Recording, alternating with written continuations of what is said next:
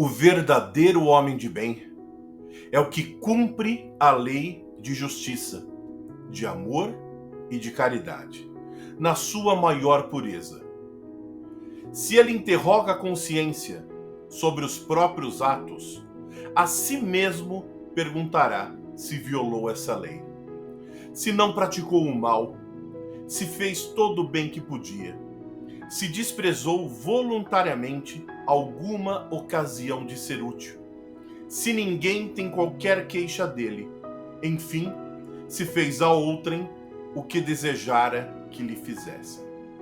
Esse é o início do item 3 do capítulo 17 do Evangelho segundo o Espiritismo, que é o tema que a gente vai estudar essa semana no nosso Evangelho no Lar, na quarta-feira, às 20 horas, na live que nós fazemos todas as semanas. O capítulo 17, Sede Perfeitos, ele é um capítulo muito especial, porque ele é como se fosse um roteiro da conduta que está alinhada aos ensinamentos de Jesus Cristo, que está alinhada à caridade, ao amor, ao que a gente acredita que seja a melhor conduta dentro do Espiritismo. E aí, nesse item 3 que a gente vai estudar, o homem de bem, ele faz uma síntese do que a gente precisa para evoluir espiritualmente. Então, só no primeiro parágrafo, a gente já tem a síntese total do que a gente precisa para isso.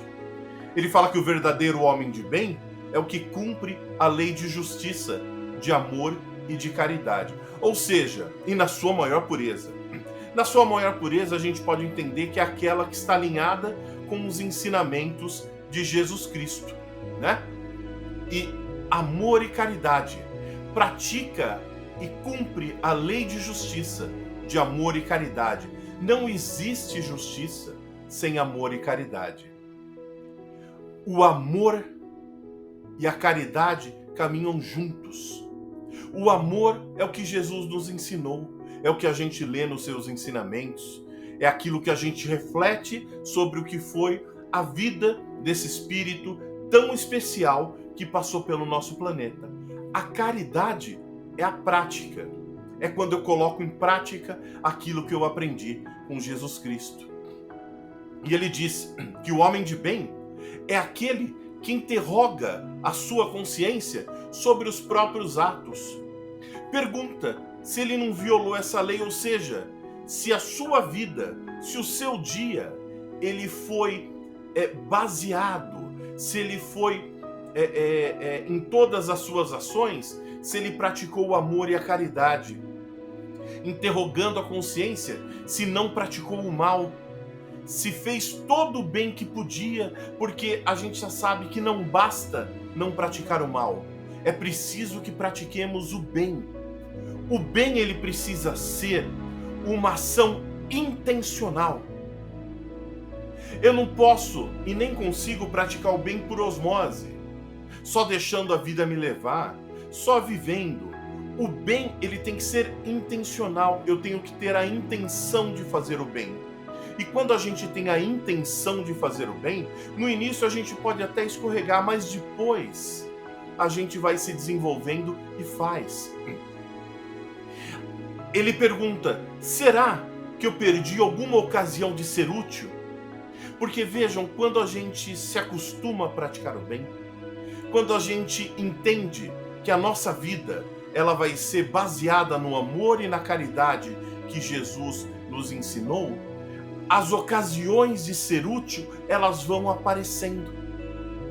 Não porque elas não existissem e a partir do momento em que eu coloco na minha vida como prática o amor e a caridade, elas surgem do nada, não. Elas já estão por aí.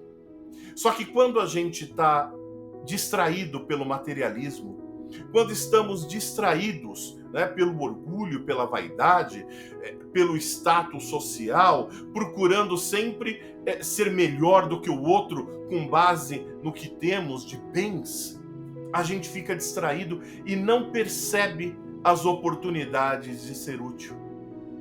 Aquelas oportunidades que estão em todos os lugares e que Jesus nos convida, né, a fazer todo o bem para o outro que desejaríamos que fizessem para nós.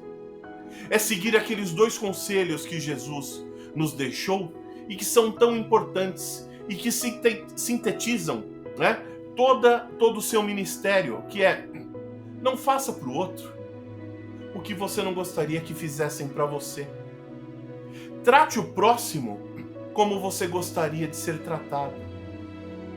Então é tão importante essa tomada de consciência do bem, do amor, da caridade, né? Da gente ter fé no futuro, porque a gente entende que todos os bens que nós temos, que são benditas ferramentas, né? E tão importantes para o nosso desenvolvimento, mas todos esses bens, eles são temporários. A gente acredita e já sabe que os bens espirituais, eles estão acima destes e que a gente precisa valorizá-los, entender, ter fé em Deus, entender que estamos num mundo de provas e expiações, mas que esse mundo de provas e expiações que nós estamos, que nos desafia tanto, né? Nada acontece por acaso. Tudo é planejado. O homem de bem é aquele que tem fé em Deus, na sua bondade, na sua justiça, na sua sabedoria infinita. E sabe que nada acontece por acaso, que tudo que acontece na nossa vida são provas, obstáculos, dificuldades, mas todas elas são oportunidades para o nosso desenvolvimento.